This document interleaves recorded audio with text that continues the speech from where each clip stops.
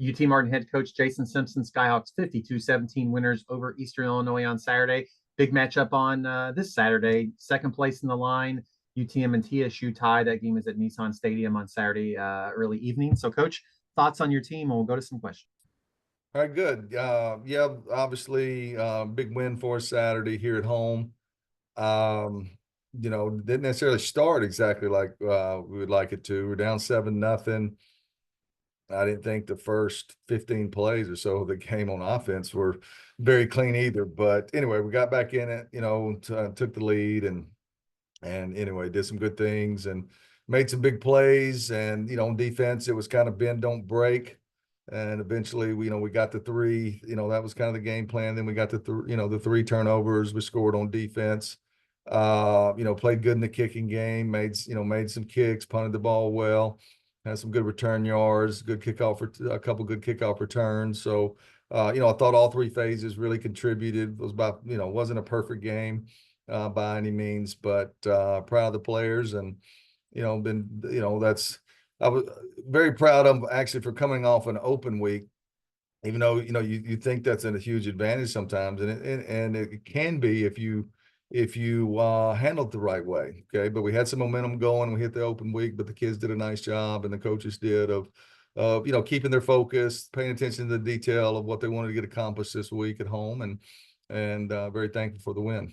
On the broadcast, Chris Brinkley said tight end appreciation day. Your tight ends really got involved. So can you talk about like their play and Kincaid finding them?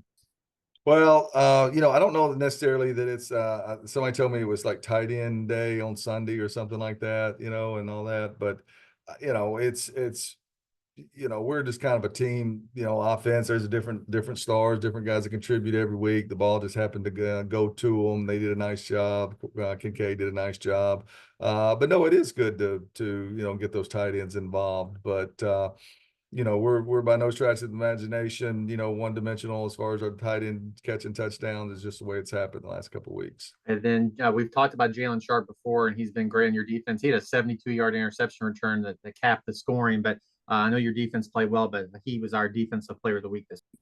No, that was good. We appreciate that. I'm very happy for Jalen. That was a nice play that he made. A couple of other guys had some interceptions, and that was good to see. Like I said, I think no, you don't never want to give up 300, almost 50 yards passing. But that's just how this game was laid out. Certainly, we could have played a little bit better and squeezed some things out, but I was proud of the fact that the kids playing disciplined from the standpoint of, okay, if you can throw and catch, we're going to tackle you, but can you line up and do it again? And to get some stops in the red zone once they got down there. So you hold them from touchdowns, make them kick field goals, and then you get the three turnovers. Like I said, this particular week, and every week the game plan is different. Sometimes you got to bring a lot more pressure. You got to play a lot more man coverage. This worked in our benefit this week, and we'll see how the game plan changes week to week. You talked about it a little bit, talked around it. Like you closed strong, and I know you've talked about other games this year. You let teams back in. It was 28-17, and then after that, you did all the scoring. No, you're right. No, I was pleased with that. We got to stay on the field on offense and finish the game with the ball in our hand and run the clock out. I think that was important. Even though it was with some younger players as well. No, I was very pleased with that from the standpoint of pretty mature game for us, and you're only as good as your last game. So hopefully we learn some things from this one to benefit us going forward. You said that every game dictates how you play. So what do we expect this weekend? You got Tennessee State. They're coming off an open date themselves.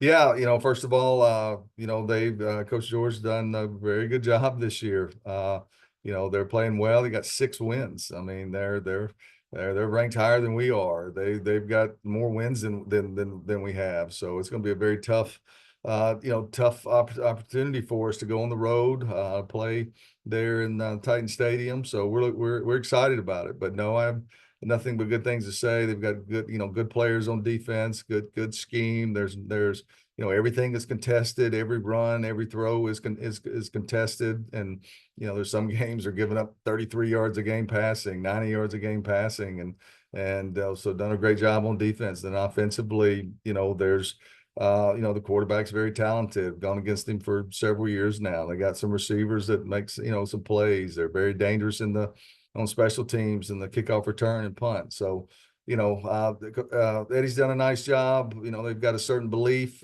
system and a lot of confidence right now. And, I know what it's like taking over a program and trying to instill that. And, obviously he's done a great job with it. So it would be a tough opportunity for us to go on the road, but we're excited to, come to Nashville and looking forward to competing. This is you referenced it. This will be the fifth time you faced Draylon Ellis, two at Austin P and now three at TSU. How has he gotten better since he was a freshman? Well, I don't know. I haven't studied every tape on offense. My emphasis is more on their defense and stuff. But the guy can run. He can make every throw. He's dangerous every time he's got the ball in the hand. So that's played a good quarterback this week and he threw for 350 against us. Okay. And we were fortunate to get the pick. So, you'll have to contend with him. You'll have to have a plan for him on defense and certainly on crucial down and distances. And then let's flip it on the defensive side. You referenced them. They have one, two, three, at least four people with more than 7 tackles for loss in the season. So it doesn't seem like it's just one person. It seems like their defense, they rotate in a bunch of guys. No, they do. I mean, a lot of tackle for losses and sacks and Coach Fisher does a nice job with that defense. They're very sound. We haven't had a whole lot of success. I think we scored 20 points last year against them. In a tight game, 20-10 game or something. I think we were down 10-0. So no, that's the sign of a good defense, right? A good program when you got some quality players. And a lot of people are contributing. You're able to play a lot of players that gives you a chance to be successful. And then last question, we'll let you go. Also the winner would put them would the Sergeant York, I guess, basically is going to go to the winner too. So we always ask you about it in the preseason. But I know that's one of your goals every year is to keep that in West Tennessee. Well, I don't know. We still got to play Tennessee Tech, so I know that figures into it as well. But no, it's the first leg of it, right? For us anyway, and so we know that's important, and to get us to a successful season and to stay in the conference race. It's kind of twofold. One, to have a chance to keep the Sergeant York Trophy here, and number two, to stay on pace in the conference race. Well, Coach, appreciate your time as always. Best of luck, and we'll talk to you again next week. Hey, thank you guys. Appreciate it.